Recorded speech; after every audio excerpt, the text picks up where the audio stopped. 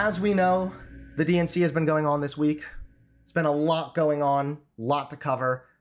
But it did come to my attention that a few ex-Trump officials have since come forward and spoken at the DNC to spill the tea on Trump, to give us a bit of a first-hand account of his kind of behavior. So we're going to start by listening to the former Trump press secretary explain to the DNC her experience working with Donald Trump.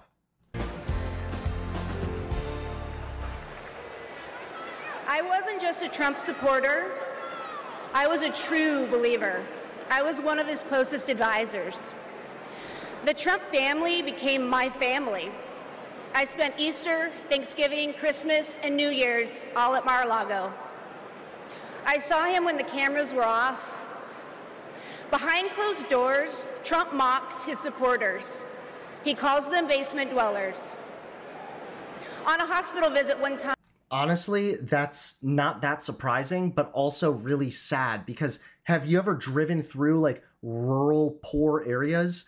You'll see like these run down, beat up trailers that are like about to fall down, and they have their big Trump signs still stuck to the front of it.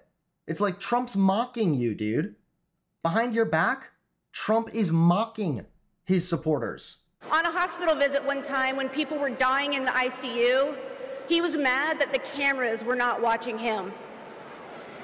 He has no empathy, no morals, and no fidelity to the truth. And no fidelity to his wife. Seriously, though. Now again, this is just kind of somebody saying this. I guess she could be lying or making stuff up, fine. However, I think that's unlikely. And I think that, considering the source, it's pretty unique and interesting to hear this person have so many negative things to say after they were a supporter of that person and they worked so close with that person for so long. He used to tell me, "It doesn't matter what you say, Stephanie. Say it enough and people will believe you." But it does matter. That also seems to be substantiated by the fact that Trump absolutely had a trend to repeatedly say false things even after he knew they were false, and he would just keep saying it over and over and over again. What you says matter, and what you don't say matters. On January 6th, I asked Melania if we could at least tweet that while peaceful protest is the right of every American, there's no place for lawlessness or violence. She replied with one word: no. Damn, okay, well, she's spilling the tea. Next, we just need the receipts. Come on. Show us a screenshot, lady. I became the first senior staffer to resign that day. I couldn't be part of the insanity. Yes, they did bring receipts. I was literally memeing. I can't believe they actually fucking did it. Yep, there it is. There's the screenshots. Oh, man. It just goes to show how pathetic the Trump administration was from start to finish. The fact that his own press secretaries, like, can you please tweet this? Can you just tweet that, like, peaceful protests are the right of everybody, but stop being violent? Melania Trump just says no. That is really, really disappointing, especially considering this suggestion came from your press secretary. She knows how to handle HR stuff. She knows how to do it. She knows how to handle or appeal to your base and everything else. Very, very pathetic. Very, very embarrassing. Not that shocking. However, the fact that they actually brought receipts, they're spilling the tea and they're bringing receipts. I mean, come on, dude. The Democrats are finally stepping the shit up. I also think it is very commendable that she was the first Trump staffer to resign after realizing just how corrupt the administration had become. I couldn't be part of the insanity any longer. When I was press secretary, I got skewered for never holding a White House briefing. It's because, unlike my boss, I never wanted to stand at that podium and lie. Now here I am, behind a podium, advocating for a Democrat.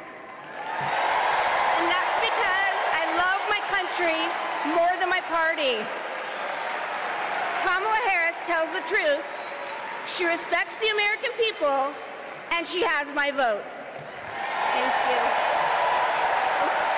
Absolutely excellent. That was super good. And you just know Trump is coping and seething. And I really, really love that line she said there, that she loves her country more than her party.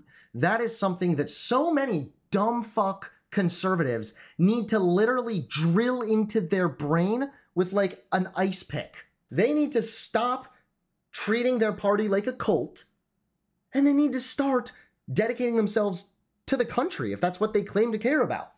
So there's former Trump press secretary explaining to the DNC how Trump is incredibly two-faced. He shits on his supporters behind closed doors.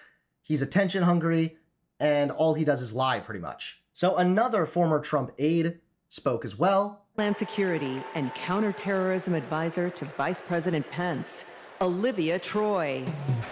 4 years ago, I resigned from the Trump administration. I also want to say this is another really, really good thing about the DNC doing this. This really, really spits in the face of the conservatives that claim that Democrats and liberals are so obsessed with purity checking that if you've ever even had a bad idea or something, they'll just persecute you forever. That really, really just goes against that line of reasoning that a lot of conservatives engage in. Here we have former Trump aide, somebody who actually worked with Trump, helped the Trump administration do things that now looking back on, I'm sure they regret. But anyway, the whole DNC is here cheering those people because people can change and people are allowed to change. And I think that that is also incredibly based about featuring former Trump voters, former Trump officials and whatnot, because it shows that, hey, you can change your mind and you can be accepted. And no, the Democrats are not just going to jump down your throat and call you a racist bigot or something just because you once had the wrong political beliefs. As a Republican who dreamed of working in the White House, it was a hard decision. But as an American, it was the right one. I saw how Donald Trump undermined our intelligence community, our military leaders, and ultimately our democratic process. Now, he's doing it again, lying and laying the groundwork to undermine this election. It's his MO to sow doubt and division. That's what Trump wants because it's the only way he wins.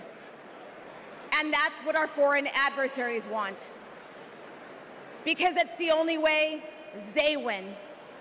See, that's a very, very interesting and good approach as well, because again, I feel that this would really appeal to conservatives.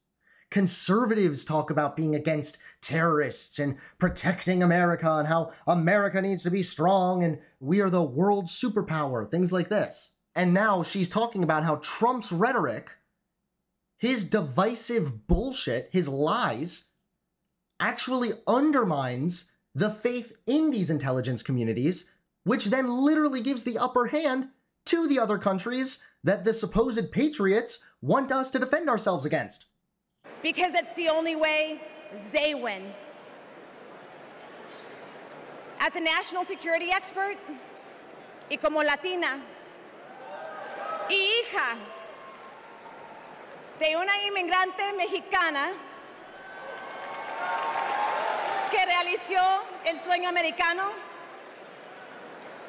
being inside Trump's White House was terrifying. But what keeps me up at night is what'll happen if he gets back there. The guardrails are gone. The few adults in the room the first time resigned or were fired. I grew up in the kind of working family that Trump pretends to care about. Conservative, Catholic, Texan. July 4th was our most sacred holiday. Those values made me a Republican. And they're the same values that make me proud to support Kamala Harris. You know what? I feel that I can relate to that a lot too, because I was very influenced by my Tea Party grandparents. So they weren't so much like Republican conservative as they were like obsessed with the Constitution and things like this. But because they instilled those values in me, it did help me later on when I started to realize, like, Trump is against free speech. Trump wants to deport people who burned the American flag. Like, that's against the Constitution.